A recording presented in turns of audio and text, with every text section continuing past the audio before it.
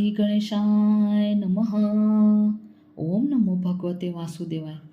धर्म वर्ण की कथा। कली की अवस्था का वर्णन, धर्म वर्ण और पितरों का संवाद एवं वैशाख की अमावस्या की श्रेष्ठता। मिथिलापति ने पूछा, ब्राह्मण, इस वैशाख मास में कौन कौन सी तिथियां पुण्यदायिनी हैं? श्रुतदेव जी बोले, सूर्य के मेष राशि पर स्थित होने पर वैशाख मास में 30 तिथियां पुण्यदायिनी मानी गई है। एकादशी में किया हुआ पुण्य कोटि गुना होता है। उसमें स्नान, दान, तपस्या, होम, देव पूजा, पुण्य कर्म एवं कथा का श्रवण किया जाए तो वह तत्काल मुक्ति देने वाला है। जो रोग आदि से ग्रस्त और दरिद्रता से पीड़ित हो, वह मनुष्य इस पुण्यमयी कथा को सुनकर कृतकृत्य हो जाता है। वैशाख मास मन से सेवन करने योग्य है, क्योंकि वह समय उत्तम गुणों से युक्त है। दरिद्र, धनाढ्य, पंगु, अंधा, नपुंसक, विधवा, साधारण स्त्री, पुरुष, बालक, युवा, वृद्ध तथा रोग से पीड़ित मनुष्य ही क्यों न हो, वैशाख मास का धर्म सबके लिए अत्यंत सुख साध्य है। परम पुण्यमय वैशाख मास में जब सूर्य मेष राशि में स्थित हो, तब पाप नाशिनी अमावस्या कोटि गया के समान फल देने वाली होती है। राजन, जब पृथ्वी पर राजर्षि सावर्णी का शासन था, उस समय 30वें कलयुग के अंत में सभी धर्मों का लोप हो चुका था। उसी समय आनर्त देश में धर्मवर्ण नाम से विख्यात एक ब्राह्मण थे। मुनिवर धर्मवर्ण ने उस कलयुग में ही किसी समय महात्मा मुनियों के सत्र याग में सम्मिलित होने के लिए पुष्कर क्षेत्र की यात्रा की। वह कुछ व्रतधारी महर्षियों ने कलयुग की प्रशंसा करते हुए इस प्रकार कहा था, सतयुग में भगवान विष्णु को संतुष्ट करने वाला जो पुण्य 1 वर्ष में साध्य है, वही त्रेता में 1 मास में और द्वापर में 15 दिनों में साध्य होता है। परंतु कलयुग में भगवान विष्णु का स्मरण कर लेने से ही उससे 10 गुना पुण्य मिलता है। कली में बहुत थोड़ा पुण्य ही कोटि गुना होता है। जो एक बार भी भगवान का नाम लेकर दयादान करता है और दुर्भिक्ष में अन्न देता है, वह निश्चय ही ऊर्ध्व लोक में गमन करता है। यह सुनकर देवर्षि नारद हंसते हुए उन्मत्त के समान नृत्य करने लगे। सभासदों ने पूछा, नारद जी, यह क्या बात है? तब बुद्धिमान नारद जी ने हंसते हुए उन सबको उत्तर दिया, आप लोगों का कथन सत्य है। इसमें संदेह नहीं कि कलयुग में स्वल्प कर्म से भी महान पुण्य का साधन किया जाता है तथा क्लेशों का नाश करने वाले भगवान केशव स्मरण मात्र से ही प्रसन्न हो जाते हैं। तथापि मैं आप लोगों से यह कहता हूँ कि कलयुग में ये 2 बातें दुर्घट हैं। शिश्नेन्द्रिय का निग्रह और जिह्वा को वश में रखना। ये दोनों कार्य जो सिद्ध कर ले, वही नारायण स्वरूप है। अतः कलयुग में आपको यहाँ नहीं ठहरना चाहिए। नारद जी की यह बात सुनकर उत्तम व्रत का पालन करने वाले महर्षि सहसा यज्ञ को समाप्त करके सुखपूर्वक चले गए।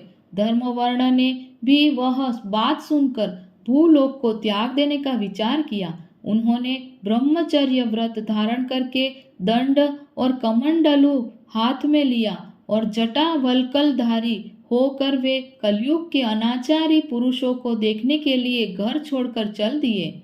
उनके मन में बड़ा विस्मय हो रहा था। उन्होंने देखा, प्रायः मनुष्य पापाचार में प्रवृत्त हो बड़े भयंकर एवं दुष्ट हो गए हैं।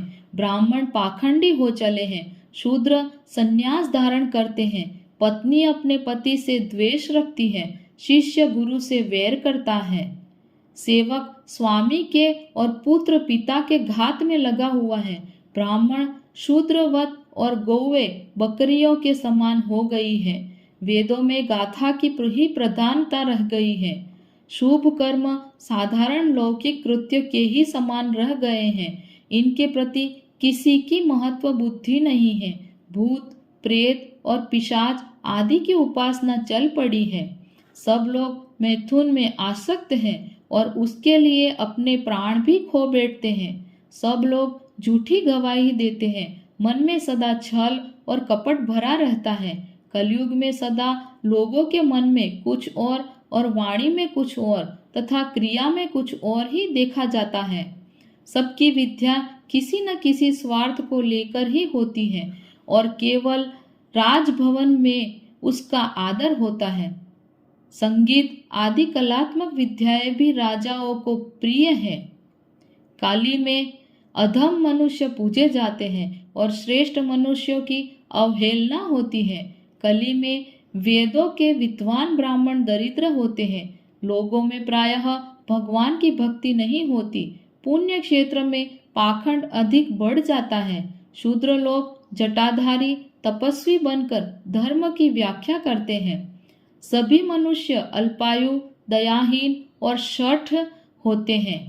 कली में प्रायः सभी धर्म के व्याख्याता बन जाते हैं और दूसरों के कुछ लेने में ही उत्सव मनाते हैं। अपनी पूजा कराना चाहते हैं और व्यर्थ ही दूसरों की निंदा करते हैं। अपने घर आने पर सभी अपने स्वामी के दोषों की चर्चा में तत्पर रहते हैं। कली में लोग साधुओं को नहीं जानते, पापियों को ही बहुत आदर देते हैं। दुराग्रही लोग इतने दुराग्रही होते हैं कि वह साधु पुरुष के एक दोष का भी ढिंढोरा पीटते हैं और पापात्माओं के दोष समूहों को भी गुण बतलाते हैं। कली में गुणहीन मनुष्य दूसरों के गुण न देखकर उनके दोष ही ग्रहण करते हैं। जैसे पानी में रहने वाली जोंक प्राणियों के रक्त पीती है, जल नहीं पीती, उसी प्रकार जोंक के धर्म से संयुक्त हो मनुष्य दूसरे का रक्त चूसते हैं। औषधियाँ शक्तिहीन होती हैं, ऋतुओं में उलटफेर हो जाता है, सब राष्ट्रों में अकाल पड़ता है, कन्या योग्य समय में संतानोत्पत्ति नहीं करती। लोग नट और नर्तकों की विद्याओं से विशेष प्रेम करते हैं। जो वेद वेदांत की विद्याओं में तत्पर और अधिक गुणवान हैं, उन्हें अज्ञानी मनुष्य सेवक की दृष्टि से देखते हैं। वे सब के सब भ्रष्ट होते हैं। कली में प्रायः लोग श्राद्ध कर्म का त्याग करते हैं, वैदिक कर्मों को छोड़ बैठते हैं। प्रायः जिह्वा पर भगवान विष्णु के नाम कभी नहीं आते। लोग श्रृंगार रस में आनंद का अनुभव करते हैं और उसी के गीत गाते हैं। कलयुग के मनुष्यों में न कभी भगवान विष्णु की सेवा देखी जाती है, न शास्त्रीय चर्चा होती है, न कहीं यज्ञ की दीक्षा है, न विचार का लेश है, न तीर्थ यात्रा है और न दान धर्म ही देखे जाते हैं। यह कितने आश्चर्य की बात है। उन सब को देखकर धर्म वर्ण को बड़ा भय लगा। पाप से कुल की हानि होती देख अत्यंत आश्चर्य से चकित हो वे दूसरे द्वीप में चले गए।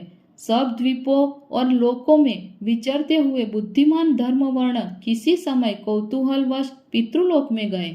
वहां उन्होंने कर्म से कष्ट पाते हुए पितरों को बड़ी भयंकर दशा में देखा। वे दौड़ते, रोते और गिरते पड़ते थे। उन्होंने अपने पितरों को भी नीचे अंधकूप में पड़े हुए देखा।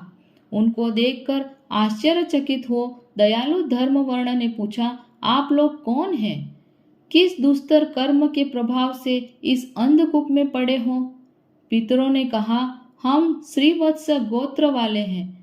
पृथ्वी पर हमारी कोई संतान नहीं रह गई है, अतः हम श्राद्ध और पिंड से वंचित हैं। इसीलिए हम यहाँ नरक का कष्ट भोगना पड़ता है।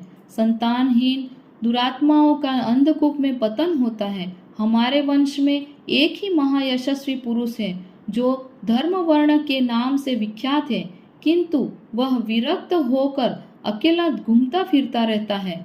उसने गृहस्थ धर्म को नहीं स्वीकार किया है। वह एक ही तंतु हमारे कुल में अवशिष्ट है।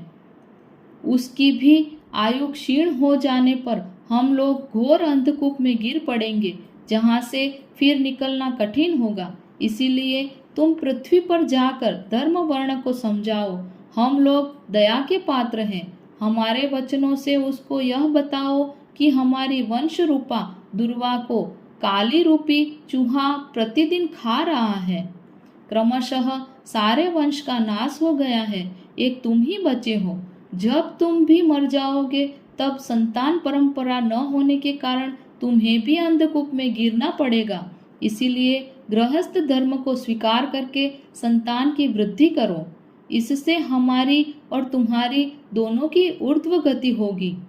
यदि एक भी पुत्र वैशाख, माघ अथवा कार्तिक मास में हमारे उद्देश्य से स्नान, श्राद्ध और दान करेगा तो उससे हम लोगों की ऊर्ध्व गति होगी और नरक से उद्धार हो जाएगा।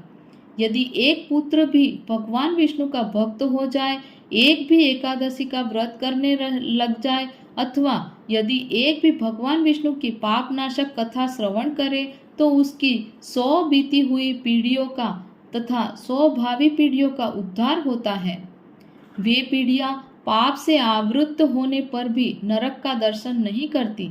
दया और धर्म से रहित उन बहुत से पुत्रों के जन्म से क्या लाभ जो कुल में उत्पन्न होकर सर्वव्यापी भगवान नारायण की पूजा नहीं करते। इस प्रकार प्रिय वचनों द्वारा धर्म वर्ण को समझाकर तुम उसे विरक्तिपूर्ण ब्रह्मचर्य आश्रम से गृहस्थ आश्रम में प्रवेश करने की सलाह दो। पितरों की यह बात सुनकर धर्मवर्ण अत्यंत विस्मित हुआ और हाथ जोड़कर बोला, मैं ही धर्मवर्ण नाम से विख्यात आपके वंश का दुराग्रही बालक हूँ।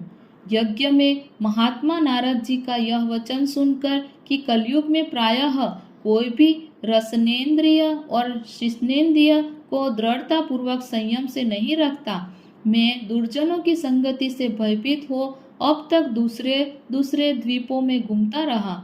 इस कलयुग के 3 चरण बीत गए। अंतिम चरण में भी 3.5 भाग व्यतीत हो चुके हैं। मेरा जन्म व्यर्थ बीता है, क्योंकि जिस कुल में मैंने जन्म लिया उसमें माता पिता के ऋण को भी मैंने नहीं चुकाया। पृथ्वी के भारभूत उस शत्रुतुल्य पुत्र के उत्पन्न होने से क्या लाभ जो पैदा होकर भगवान विष्णु और देवताओं तथा पितरों की पूजा न करे। मैं आप लोगों की आज्ञा का पालन करूंगा। बताइए, पृथ्वी पर किस प्रकार मुझे कलयुग से और संसार से भी बाधा नहीं प्राप्त होगी। धर्मवर्ण की बात सुनकर पितरों के मन को कुछ आश्वासन मिला। वे बोले, बेटा, तुम गृहस्थ आश्रम स्वीकार करके संतानोत्पत्ति के द्वारा हमारा उद्धार करो।